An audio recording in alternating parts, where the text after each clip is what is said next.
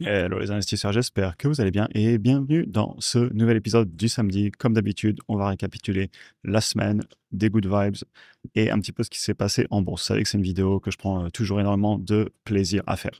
Au programme de la vidéo du jour, on va parler de ce qui s'est passé cette semaine, des points hauts qu'on a eu sur beaucoup de portefeuilles. On est pas mal à échanger dans la communauté notamment et je sais que ça va très bien en ce moment. Il faut savoir le célébrer. Ce que la Banque centrale américaine a dit, quels sont les impacts pour moi sur les marchés. Aussi, toute l'année 2025 qu'on est en train de traverser. Beaucoup de sujets à traiter. On parlera aussi des actions SoFi, Google, ASML, IMS, Tesla et tout simplement du bon vieux QQQ, le Nasdaq 100. Aussi les résultats pour le troisième trimestre 2025 qui vont arriver, la baisse des taux, les impacts sur les business, les banques, le cash qui est quand même abondant en ce moment. On ira regarder un petit peu de ça, le cash qui est disponible sur les marchés. Et je vous parlerai aussi du calendrier. Et en parlant du calendrier, demain, pour info, pour tous les membres du programme et de la communauté, on fera un live heure française dans la matinée. Je vous programme ça dans la journée.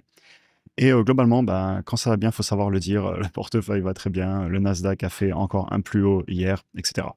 Évidemment, juste, je le précise, comme d'habitude, il s'agit d'un cas de conseil en investissement. Je partage mes chiffres, ma vision des choses, mais chacun prendra ses propres décisions.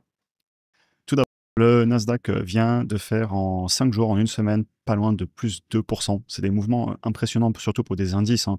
Le portefeuille perso que je partage dans la communauté, etc., il était à plus 6,76%. Et l'année qu'on vient d'avoir est incroyable, hein. Si vous regardez sur un an, le Nasdaq, on est à plus 24%. C'est des performances qu'on n'aura pas tous les ans, mais en même temps, vu la traversée du désert qu'on s'est pris en 2022 et début 2023, et même le gros crack qu'on s'est pris en avril, ça fait du bien au moral. Et d'ailleurs, vous êtes nombreux à avoir les portefeuilles sur les points hauts. Bravo à tous. Il faut savoir le dire quand ça va bien. Vous inquiétez pas, après, je vais mettre aussi un message de prudence dans la vidéo juste après. Mais il faut savoir aussi être positif, surtout quand vous vous rappelez en avril, c'était très dur, on faisait des vidéos tous les jours sur la chaîne. Quand ça baissait, fallait tenir émotionnellement. Donc il faut savoir aussi le dire quand ça va bien. Et j'ai le smile en ce samedi matin ici. Donc clairement, waouh, 2025. Et le pire, c'est que l'année n'est pas finie, hein. Et si vous regardez en TTM, donc en trailing 12 months, en 12 mois glissants, c'est impressionnant. Malgré les mouvements violents qu'on a eu à la baisse en avril, rappelez-vous les peurs autour des taxes douanières, on est à plus 24% donc en un an en TTM sur le Nasdaq, comme je vous le disais. Le portefeuille, j'ai passé les plus 80% en un an. C'est incroyable. Ça n'arrivera pas tous les ans, mais tant mieux. Et comme je le dis souvent, time in the market beats timing the market. Rester investi est beaucoup plus puissant, et en tout cas c'est ma vision des choses, que d'essayer de rentrer et de sortir du marché, et en plus un petit peu moins stressant aussi. Je laisse le trading aux traders, même si évidemment je peux en faire un petit peu avec les options, etc. Le gros du portefeuille, c'est long terme, investi, ne pas vendre. Et c'est aussi important de rappeler, ne ratez pas les journées importantes en bourse. On sait très bien que la performance sur le long terme est faite sur certaines très grosses journées, et c'est super dangereux pour moi d'être sorti du marché. Et là, je vous partage ce que je fais, chacun fera ce qu'il veut avec son argent. Je comprends que certains veulent sortir, c'est pas mon cas. Je reste investi plus que jamais. On va voir aussi après pourquoi avec la macro, clairement, je reste investi. Et d'ailleurs, on en parlait cette semaine dans la vidéo de la Banque centrale, un petit peu du pourquoi je reste investi. Je vous invite à retourner la voir si vous voulez un petit peu plus d'infos sur ma vision des choses. Maintenant, quand même, on va prendre un petit peu de recul et faire quelques rappels importants.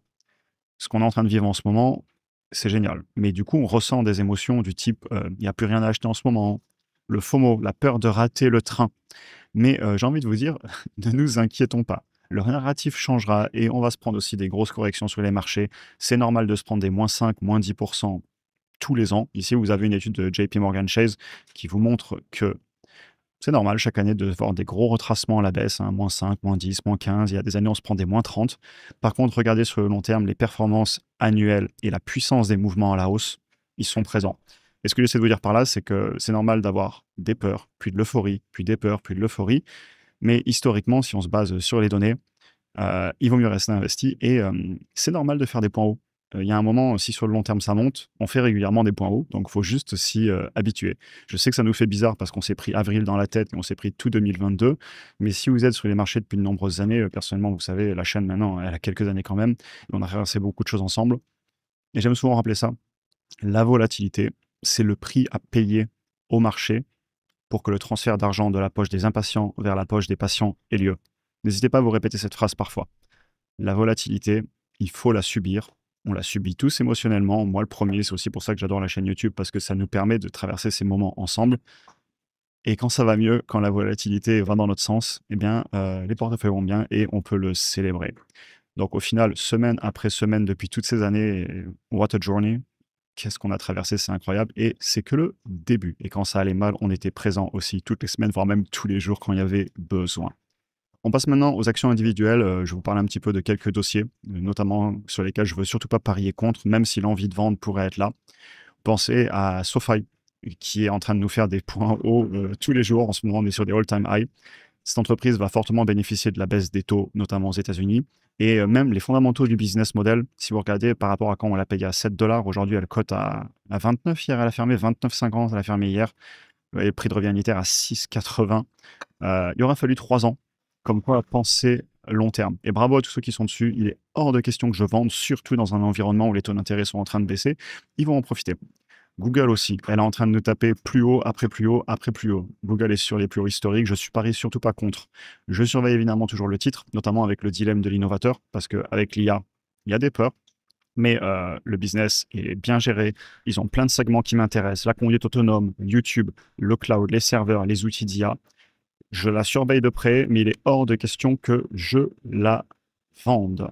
On peut continuer avec ASML aussi, magnifique entreprise. On en a souvent parlé sur la chaîne. On a été très patient pendant toute la baisse. Quand je dis on, j'entends dans la communauté. Moi, d'ailleurs, dans les vidéos, quand je dis on, j'entends en fait la chaîne YouTube. On, ce que je partage, évidemment, je ne connais pas vos portefeuilles. Mais j'aime beaucoup ce dossier. De la même façon, avec Google, alors je ne vous l'ai pas dit, hein, vous avez une position. Quand j'ai des positions, je tiens à vous les partager. Je fais ça depuis des années et je continue à le faire.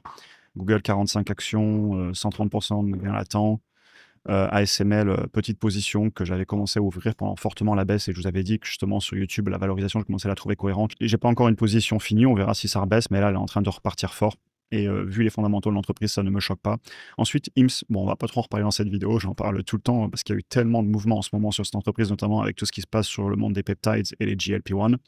Vous êtes au courant, IMS, on en reparle dans 10 ans. Par contre, je suis content parce que j'avais vendu des puts et ils sont en train d'imprimer. Je vais peut-être même racheter mes contrats en avance parce que là, 85% en quelques jours, parce elle est partie fort à la hausse, vous voyez ici sur le graphique. Peut-être racheter les contrats. Et enfin, Tesla, rien à rajouter. Enjoy, profitez-en. Quand je pense qu'il y a 1 an, 3 mois, c'était la peur totale sur ce titre. Et je suis, quand je dis on, j'entends sur la chaîne, j'y suis allé, comme sur toutes ces autres entreprises d'ailleurs. Encore une fois, jouer la patience, être rationnel, savoir combien on veut payer ces entreprises. Et quand c'est le moment d'y aller, appliquer la stratégie. Essayer de résister le plus possible aux émotions de peur parce que bien souvent, il faut acheter quand il y a la négativité autour de l'entreprise. Et c'est à ces moments-là qu'on a vraiment des valorisations qui, d'après en tout cas mes analyses, sont intéressantes. Et voilà, appliquer la stratégie et ensuite patience. On en reparle dans 10 ans. Maintenant, je voulais finir cette vidéo aussi en parlant du 3e trimestre 2025 qui arrive. On aura tous les résultats qui vont tomber à partir de fin octobre, début novembre. Évidemment, on va tout suivre sur la chaîne.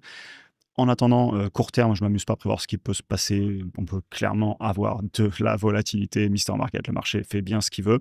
Et tant mieux, parce qu'on trouve toujours à acheter, mais c'est un petit peu plus dur qu'en avril. En avril, il y avait beaucoup de dossiers à acheter. Mais c'est pas grave, la saison des résultats va arriver. On peut aussi très bien avoir un retracement sur le marché, comme je vous le montrais avant, d'avoir des moins 5, moins 10% 1 ou 2 fois par an. C'est tout à fait normal. Donc, au pire, remonter un peu les niveaux de cash, peut-être utiliser de l'argent pour d'autres projets. Voilà, il n'y a pas que la bourse dans la vie. Et puis au pire, dépenser, profiter un petit peu, célébrer. Au niveau du sentiment de marché chez les particuliers, on est revenu à l'équilibre, alors qu'il y a une semaine, il y avait beaucoup de peur. Bon, bah forcément, quand on remonte, on redevient un peu positif.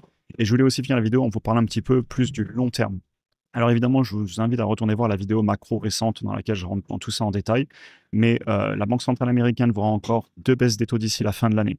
Ici, je vous ai mis les Money Market Funds et je vous les ai mis en partie en corrélation avec les taux d'intérêt aux États-Unis. Quand les taux d'intérêt remontent, ça devient pertinent de mettre de l'argent en obligue, etc. Et donc, vous voyez que le cash dans les Money Market Funds a tendance à monter. Par contre, à chaque fois que vous avez les taux qui rebaissent fortement, ce qui, et c'est ma vision des choses, va être le cas, et ils ont déjà commencé, et ben les money market funds, ils commencent à refaire des plateaux. Bah oui, parce que quand les obligations payent plus, le cash, on le distribue ailleurs. Et en parlant de cash, le M2, sur les plus hauts, il n'y a jamais eu autant, là, dans ce cas-là, du dollar, mais c'est aussi le cas sur l'euro et le yuan chinois, il n'y a jamais eu autant de monnaie en circulation, et cet argent va devoir se déverser quelque part. Et en plus, quand vous allez regarder un peu dans la macro, etc., il y a beaucoup d'argent en dehors des marchés. Ça ne veut pas dire que ça ne va pas corriger sur le court terme. Si ça corrige, tant mieux, il y aura de quoi acheter. Mais sur le long terme, je reste investi et je ne rate pas les meilleures journées en bourse, ça c'est clair. On a fini pour aujourd'hui, j'espère que la vidéo vous aura intéressé. C'est toujours un plaisir de faire ces vidéos du samedi, vous envoyer de la positivité en ce moment. Et puis quand ça va un peu moins bien, eh ben, on est là aussi pour se soutenir. On va avoir beaucoup de vidéos qui vont arriver dans les prochaines semaines, notamment si on regarde le calendrier. Alors déjà demain, quand je le disais, pour tous les membres du programme et la communauté, on se fera un live. Et d'ailleurs, on se fait des vidéos chaque semaine dans la communauté. Vous avez ici tous les posts, vous voyez qu'on fait régulièrement, on fait beaucoup de quantitatifs et puis aussi de la macro, etc. Et d'ailleurs, pour ceux qui veulent nous rejoindre, vous avez les liens en description. C'est son engagement et la dynamique fait vraiment plaisir. Donc voilà, n'hésitez pas à nous rejoindre. Et sur YouTube, on va faire des vidéos pratiquement tous les jours. Évidemment, quand je fais une vidéo, c'est qu'il y a un sujet à traiter. Si un jour, il n'y a rien à dire, bon, c'est pas grave, je rate un jour. Je veux tout le temps amener de la valeur dans chaque vidéo. Mais il y a beaucoup de sujets qui arrivent. Et donc, j'ai vraiment hâte. En tout cas, je vous souhaite une excellente journée. Bon week-end à vous. Et on se voit très bientôt pour un prochain épisode. Bonne fin de journée à tous.